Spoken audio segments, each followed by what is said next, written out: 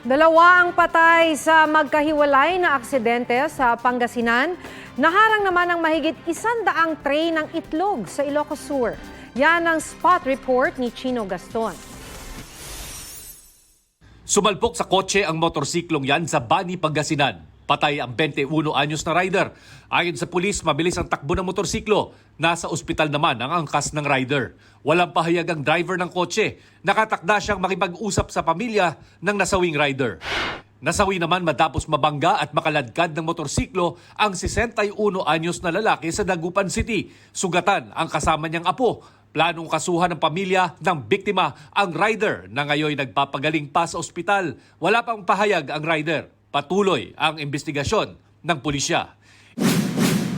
Isang truck na naglalaman ng 150 tray ng itlog ang naharang sa quarantine checkpoint sa Tagudin, Ilocos Sur. Aabot sa 400,000 pesos ang halaga ng mga ito.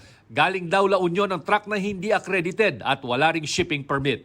Pero bilang warning, pinagmulta na lang umano ang mga nahuli ng nasa 20,000 piso at pinayagan silang makapasok sa probinsya.